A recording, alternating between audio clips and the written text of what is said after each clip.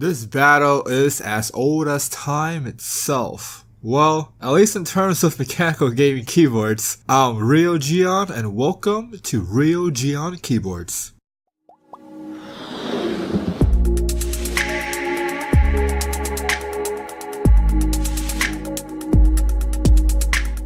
The K70 has a more gamer font with their latest version. The merit for going this route is to make the keyboard brighter because there was complaint that the keyboard was too dim. On the other hand, the V2 takes a more professional approach with the font and still manages to be quite bright due to the white backplate. If you are looking for a keyboard with extra features such as dedicated media control, volume wheel, lighting setting, and Windows lock, then the K70 is right up your alley. If you don't mind having extra features being bound to the F key and you want an extra bank of macro keys, then the V2 should be in your shortlist. Both keyboards does not have a standard layout, so it might be harder to find keycaps replacement for, but Corsair has released their own custom keycap set for those interested in buying. I'll place a link below to those keycap sets for you to check out.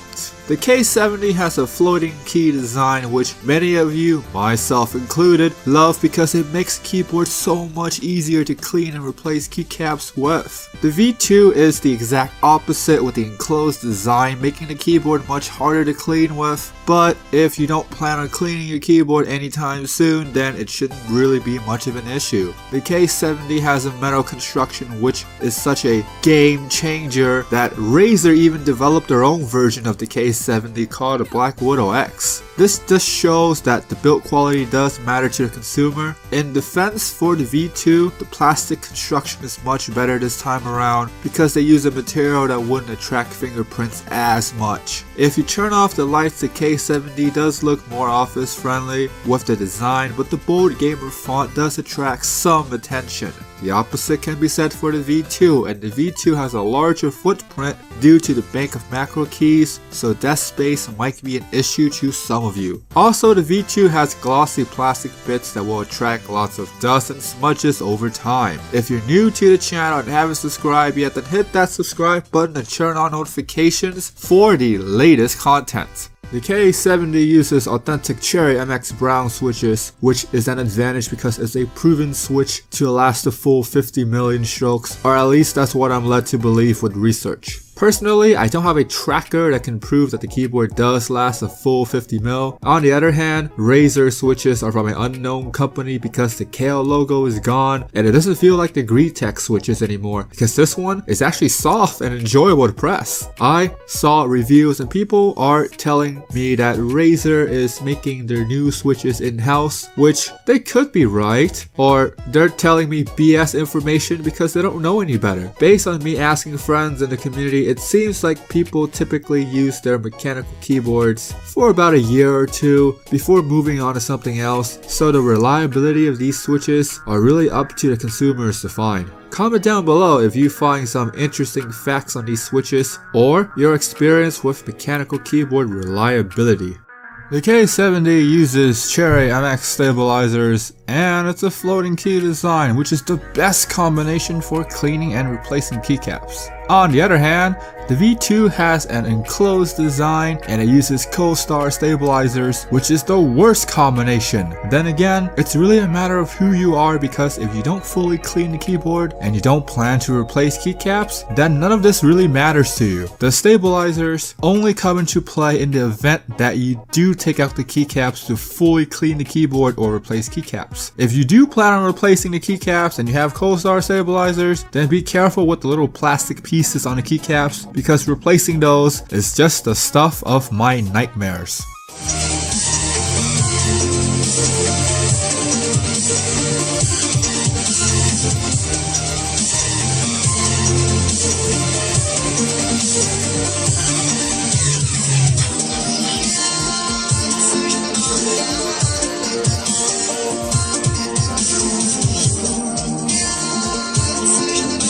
The V2 V2 wrist rest dominates over the K70 wrist rest by far because it's pillowy soft and it's magnetic. The V2 wrist rest is the stuff of my dreams. It meets all of the checklists for a perfect wrist rest. The K70 wrist rest isn't as bad as some of the wrist rests I reviewed, but it certainly does have its fair share of flaws, such as plastic that's flimsy and those small little plastic hooks that can break pretty easily if you pull them hard enough. For this section, there is no comparison because the V2 wrist rest just absolutely destroys the K70. Unless you're a fan of hard plastic, then to each its own. But the fact is that the V2 wrist rest is just flat out better. The back of the V2 is quite standard with flip-up feet having rubber on them so that the board will be planted on both angles. The same can be said for the K70, but the K70 have another set of feet to completely raise the keyboard up. Personally, I haven't used it because I don't see the need for it, but if you want to completely raise the keyboard, then the K70 is the way to go. Both keyboards have USB pass-through, which I really like because I use USB pass-through a lot. The V2 also have audio pass-through as well, so if you want to connect your audio device using a pass-through, then the V2 is the one for you. On the other hand, I like the placement of the USB pass-through on the K70 because it's out of the way of the mouse area for right-handed people. I imagine there's a left-handed version of the V2 where the USB pass-through is placed on the left instead of the right, possibly. I'm not too sure. If you know more about this, and put a comment down below because I'm curious myself. For the back, it's a series of give and take because one board will have one thing that the other board lacks. Since both keyboards are RGB, it would be a crime not to talk about their lighting. In the day or when the room is lit, the K70 shines brighter than the V2 because of the bolder, larger fonts. Also, since the K70 has the floating key design, the lights bleed out of the keyboard from the angle where you would see when you normally type. From a top-down perspective or when the room is dark, the V2 shines brighter than the K70 because of the white backplate. This is a very debatable section because there is so many different ways you can spin this topic, so I'll leave it to you guys in the comments down below.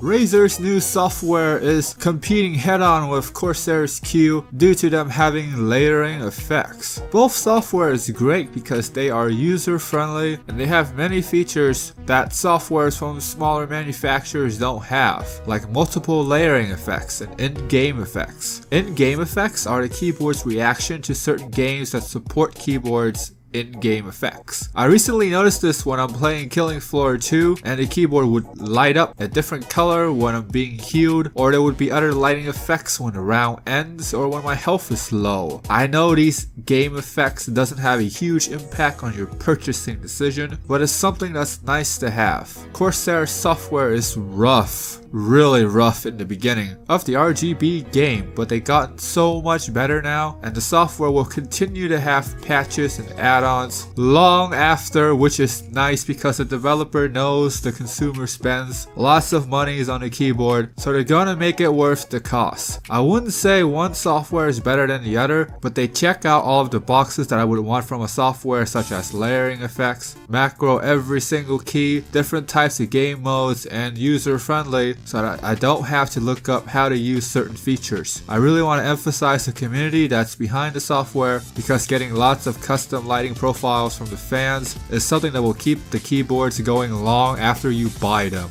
By far, this is the hardest section to talk about because both keyboards type so well. I know they are different switches, but both of them was love at first type. Personally, I'm leaning towards the V2 because I like clicky switches, but the K70 impresses me with how snappy and smooth the brown switches are. To be honest, there are times when I would want to use the K70 over other clicky switches because of the smoothness of the switch makes it so intoxicating to type on. I would be coming up with excuses to type on both keyboards. This is the highest praise I can give for a keyboard in case if you're new to the channel. The only problem that I have with the V2 is that I don't know how long the switches are going to last because I don't know who made the switches. But it feels so good that I'm starting to overlook it. The K70 uses the proven Cherry MX switches, so I know they will last for a long time and remain consistent. At the end of the day, I can only choose one keyboard to type on, and I will choose the V2 because not only it feels good, but it sounds good as well. This doesn't mean that the K70 is bad at typing, it's just I would choose the V2 because it's a smooth, clicky switch. I have to say that picking a winner is not easy because both keyboards are really good at some things and are a bit lacking on other things. Of course, we all know that the perfect keyboard does not exist, so we have a few close attempts. If you're an MMO gamer and you edit lots of videos, then the V2 is the one to go with because you have a bank of macro rows, plus you can macro every single key. If you mainly play FPS, then the K70 is the better one to go because of their smaller footprint